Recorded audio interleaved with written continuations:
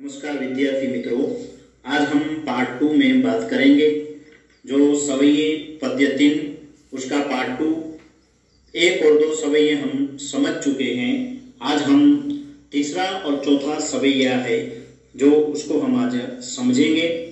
पहले हम उसके जो शब्द है, शब्दार्थ है, उस शब्दार्थ को हम समझ रहे हैं। शब्द है छोरो। छोरो का अर्थ होता है लड़का। देनु गाय चराई, चराने वाला। ताननी, ताननी का शब्द होता है तान। बेनु, बेनु का बिन यानी मुरली भी कह सकते हैं। शब्द है रिजाई।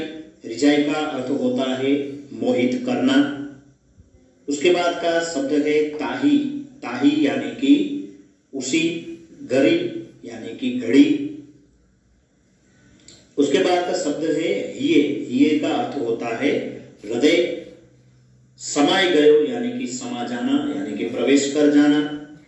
ताही शब्द है, ताही का अर्थ होता है उसी, उसी में समा जाना। घड़ी यानी कि घड़ी, समय भी कह सकते हैं। जादू टोना यानी कि कोई जादू टोना करना।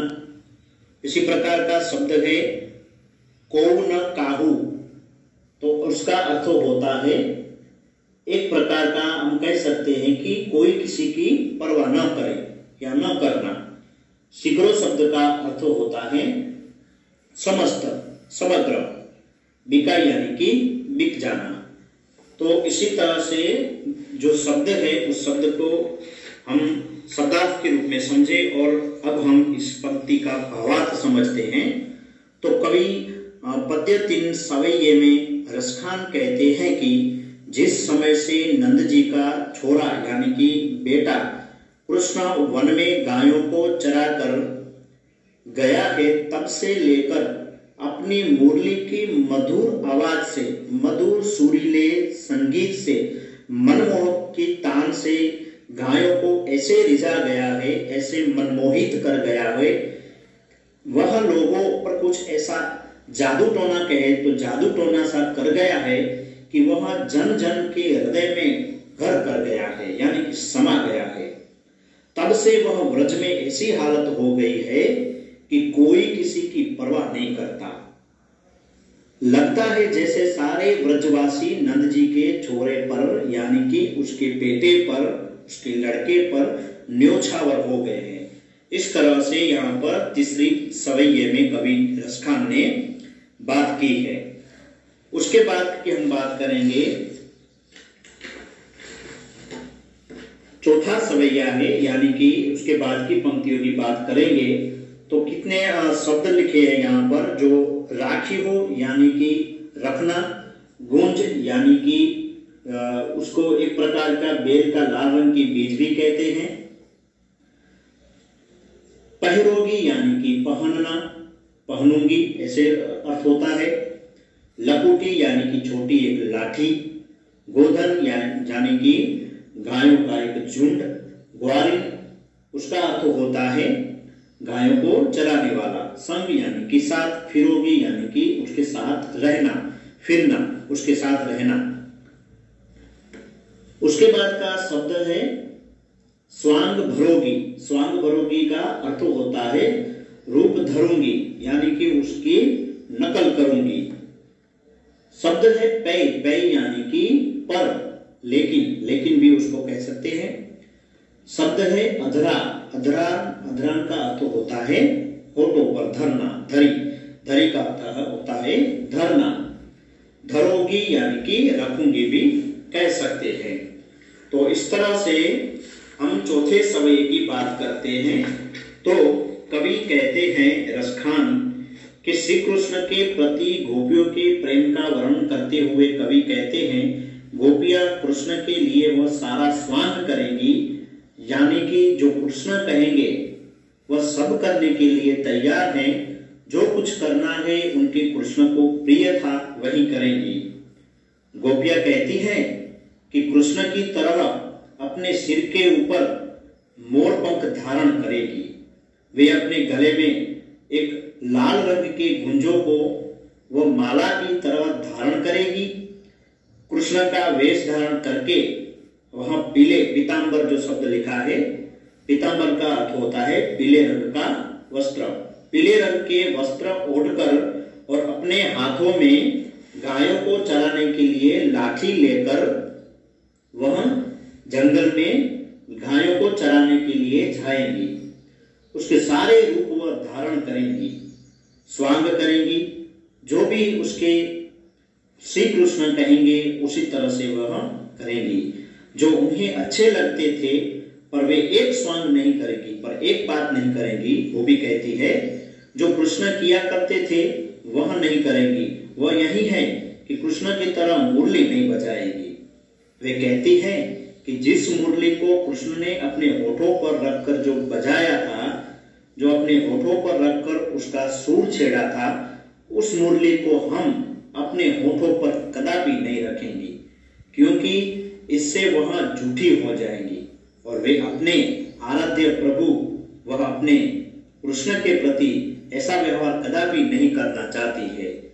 तो इस तरह से यहाँ पर चौथी जो सवैये है उसमें भी एक गोपियों के कृष्ण के प्रति एक प्रेम भाव प्रकट करते हुए गोपियां कहती है कि जो हमारे प्रभु है, कृष्ण है हमारे, वह एक काम नहीं करेगी, वह मुरली नहीं बजाएगी, क्योंकि उसके होठों पर बजाई गई मुरली वह कभी नहीं करेगी।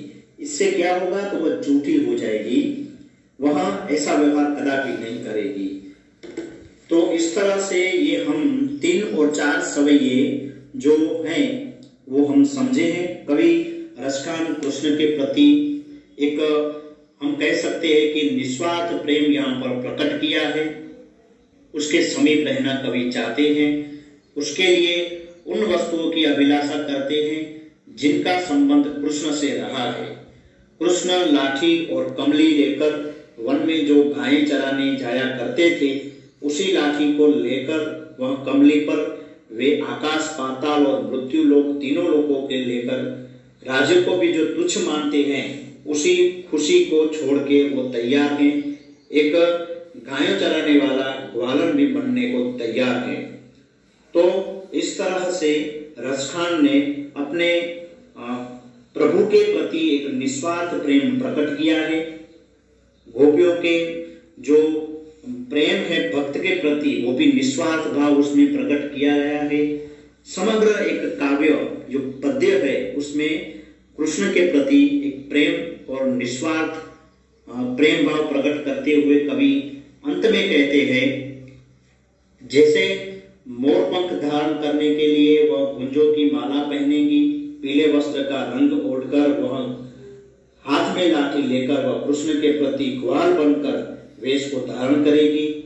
वह सब कृष्ण के लिए करेगी, क्योंकि इससे अपने प्रभु वह नाराज न हो बल्कि उससे खुश हो जाए। तो इस तरह से समग्र काव्य में, समग्र पद्य कविता में रसखान ने बहुत ही अच्छी तरह से कृष्ण के प्रति समीप यानी कि निकट रहने का एक भाव प्रकट किया है। बहुत ही अच्छी तरह से ये कविता उन्होंने लिखी है। तो विद्यार्थी मित्रों, मैंने यह काव्य अपनी एक सरल भाषा में आपको समझाने की कोशिश प्रयत्न किया है। आपको कोई भी प्रश्न हो तो जरूर मुझे कमेंट में लिखना, कहना, उसके बारे में हम चर्चा करेंगे। और जो भी मैं वीडियो बनाता हूँ वो आप देखते रहिए और उसको समझते रहिए। कोई भी प्रश्न हो तो जरूर मुझे कहना। आगे की जो वीडियो है मैं वो भी अपलोड करता रहूँगा। और अंत में मैं कहना चाहता हूँ कि जो भी काव्य या जो भी पद्य पाठ है, जो भी नवलिका है, जो भी कहानी है, वो सब मैं अपलोड करता रहूँगा और आप उसको देखते रहिए। अगर कोई भी प्रश्न हो या कोई भी समझ में ना आए तो जरूर मुझे कहना। तो आज का यह वीडियो है हम यहाँ पर समाप्त करते हैं। मैं आशा रखता हूँ कि आपको यह बात समझ में आई होगी। कवि रसखान एक निस्वार्थ भाव से अपने प्रभु के प्रति, अपने कृष्ण के प्रति वह प्रेम भाव प्रकट करते हुए यह काव्य लिखा है। वह उसके प्रेम भाव में उसके जो निस्वार्थ प्रेम है उसमें रंगना चाहते हैं और रंग गए हैं। तो ऐसे बहुत सारी अच्छी उन्होंने कविताओं लिखी है, ऐसे अच्छे अच्छे उसने सवैये और पद भी लिखे हैं। तो एक श्रेष्ठ कवि के तरह हम उसको एक श्रेष्ठ कवि की तरह हम उसको जान और पहचान सकते हैं। तो आशा रखता हूँ ये वीडियो आपको देख के आपको समझ गए होंगे। कोई भी प्रश्न हो तो जरूर मुझे कहिएगा, आगे की वीडियो में अपलोड करूंगा। तब तक के लिए आपसे मैं इजाजत लेता हूँ। नमस्कार।